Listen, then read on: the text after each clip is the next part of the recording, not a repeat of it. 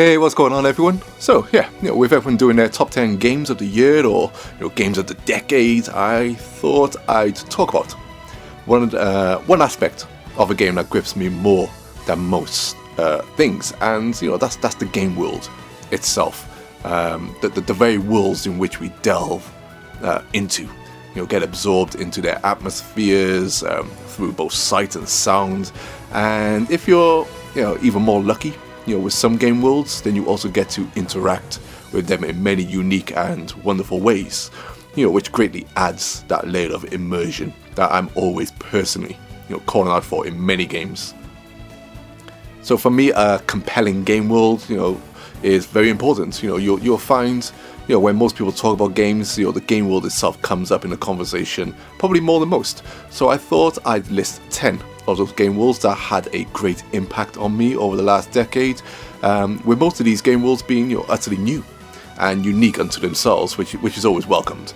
I won't do any honourable mentions. This top 10 list was hard enough to put together as it is, because it's been so many great games over 10 years. So whittling some of the best game worlds, I've been in down to a mere 10.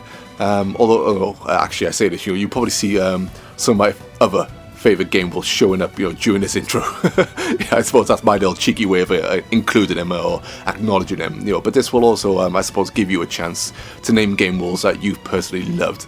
Some of which I haven't technically mentioned, even though like I said I'll roll some footage.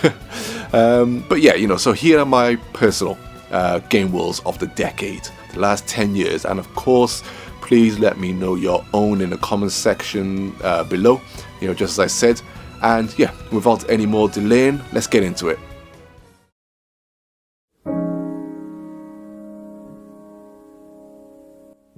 One of my favourite things in gaming, especially when it's done right, is when a developer creates a world that feels like it's always been. But it's also more importantly dripping in ancient history, the type of history that has no readable lore to tell you its past or what's going on. Only the leftover remains of ancient kingdoms, structures and remnants of a battle long ago that probably wrecked the world, leaving it in its current state. Hyperlight Drifter achieves this in spades, by dropping you into a beautifully realized game world dripping with history and dormant nightmares. For me, this is classic storytelling, and was also one of the first videos I talked about on my channel. So so please check that video out. Hyperlight Drifter's Ruined World, as I called it, was something very special, and it's definitely stayed with me for since I played it.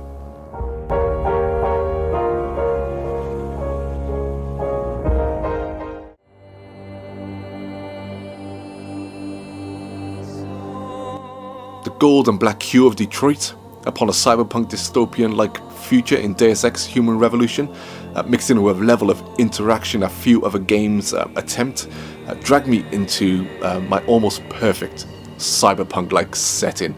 Ignoring some of the game's faults. I say faults. I wouldn't argue too much if someone labelled Deus Ex Human Revolution as the modern-day video game equivalent of Blade Runner.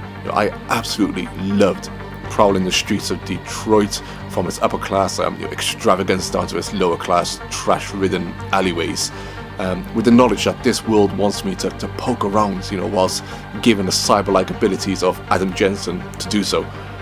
Great atmosphere, great attention to detail, and just utterly intoxicating for me.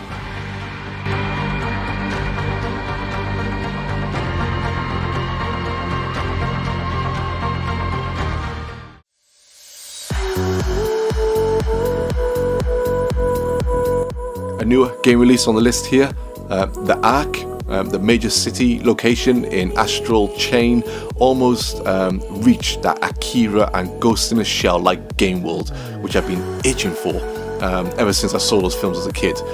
If given more freedom in a stunning setting, the Ark would be way higher on my list of favourite game worlds, this decade and probably ever. But even then, what we have What we have here is a wonderfully realised world with a great vibe that just screams to be returned to. Whether you're walking through the neon-lit areas of the city centre, the slickly designed police station, or the rooftops and alleyways of the residential or like warehouse areas in the city, the Ark has this vibe to it that for me just left me in awe. Platinum Games' best designed game world, no arguments in my opinion, just awesome stuff.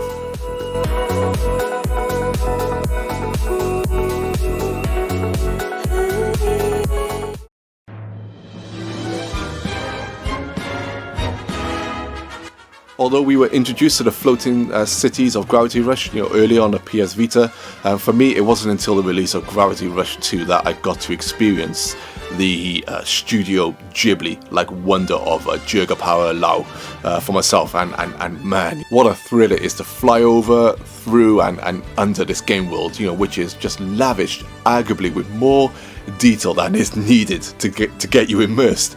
But I'm so glad that they made the effort to in this game world, because just unlike any other in gaming, not once did I feel like any area was repeated or too similar. Which given the size of the game is a fantastic accomplishment. Even though I still have yet to complete it, the sense of freedom, fun and exploration just grabbed me in such a way that at times I actually forgot I was playing a Sony made game, especially with the type of Sony that we have today.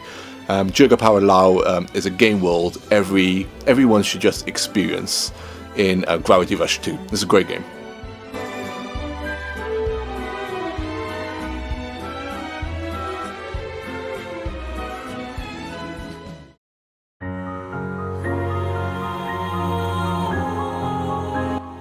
In the era where HD was all the rage, a sub-HD Wii game comes along and just blows my balls off in both scale and uniqueness. The dual Titan worlds of Bionis and Mechonis in Cerebrate Chronicles was a world both divided and linked almost seamlessly with diversity, individuality and above all else, just wonder. The day and night cycle just radically changed the ambience of each area, making you feel like you were traveling in yet a completely different world. To my knowledge and experience, there is no other game world like it. And in terms of exploration, the world in its scale just felt endless, and I made the effort to see as much of it as I could. Absolutely stunning game, and just technically staggering for the Wii. Proving once again in good hands, no matter the hardware, intoxicating game worlds can be created. And yes, I'll be getting the remake for the Switch, for sure.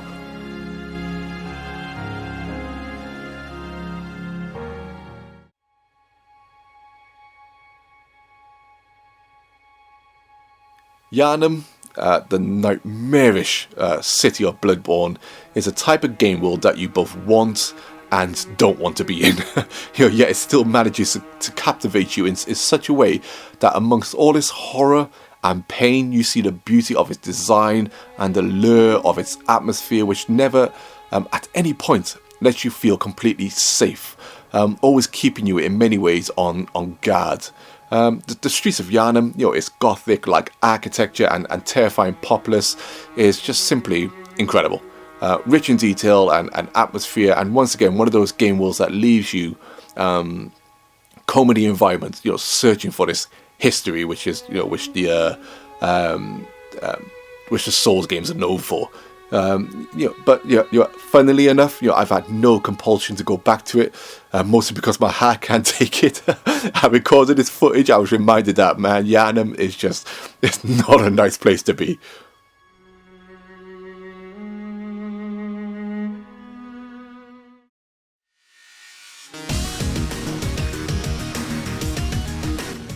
So, just when you thought Monolith Soft couldn't top a gaming world on the back of two giant titans, they crash land us on an alien world and simply say to us, this world is unexplored, go and explore it. And that's exactly what I done on Mirror, and loved every moment of it. Mirror offers the players a type of locations that for me, just screamed out, come closer and check me out, and I'll reward you with secret bosses and hidden locations. Absolutely staggeringly stunning looking game, even by today's standards. And I say today's standards, it's still quite a recent game, but it's not often that we get game worlds of this scale and diversity and just beauty. And just Mira is just amazing. I really do hope that we get a sequel to this game to continue the story, because Cerebrate Chronicles X is just one of those underrated titles, and I just absolutely loved it.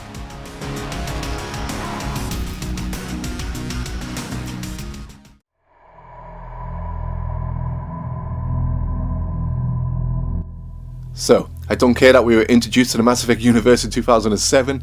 Mass Effect 2 came out in 2010 and expanded upon that universe so much that each location felt brand new and done, more than just slurp me into its universe. Mass Effect 2 is in my top 10 games ever, and I just utterly fell in love with it, and will say to this day that sci-fi wise it had created a better universe than Star Wars, in my opinion. It's not every day in gaming when we're gifted with such a staggeringly detailed and well thought out gaming world, and in terms of sci-fi, Mass Effect 2 just nails it for me. And I lost track of how many times I completed this game. I never got bored with the locations, the visual design, the atmosphere and level of detail. Just absolutely amazing, a gaming triumph. And even recording the footage for this, the game still looks absolutely stunning. So yeah, the Milky Way galaxy in the Mass Effect universe, or Mass Effect 2 in this case, just amazing.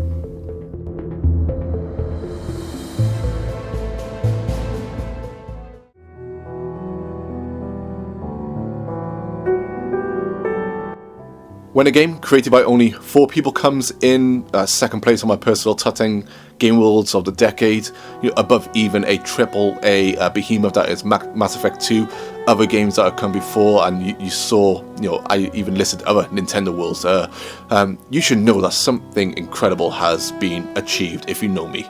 Hollow Nest, the somber and decaying world of Hollow Knight, can only be truly understood by playing within it. When I talk about ancient history wrapped up in an atmosphere so thick, so engrossing, so hauntingly beautiful, with the player crawling through a vast forgotten kingdom, crawling at every inch of the world, trying to understand what has happened. This for me is what video games can achieve more than any other medium, and Hollow Knight just utterly nails it. Hollow Nest is just simply perfection, and I salute Team Cherry for what they created, and I cannot wait for Silksong, the sequel to this game. Just absolute perfection.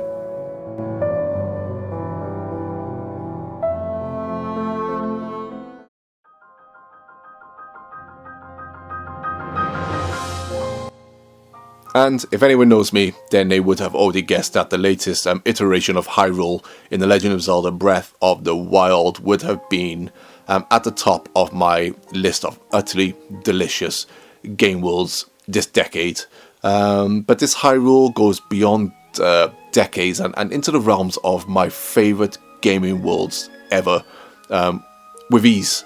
Hyrule offers everything I look for in a game world, pretty much. A rich history with a wealth of lost knowledge that only the player's imagination can fill in sometimes, a diverse environment that offers thrills and wonder around most corners, a level of interaction that allows the player to poke and prod at every inch without the fear of the illusion of this world being broken, and most of all, the sense of adventure. And Breath of the Wild achieves all this and more. What more can I say about Breath of the Wild other than it's the game world is a masterpiece of years of Nintendo creativity and magic, and I'll remember it for all my days. And if the sequel somehow elevates itself above this, then I'm not sure my brain and my heart can take it. Hyrule in Breath of the Wild was just absolutely staggering.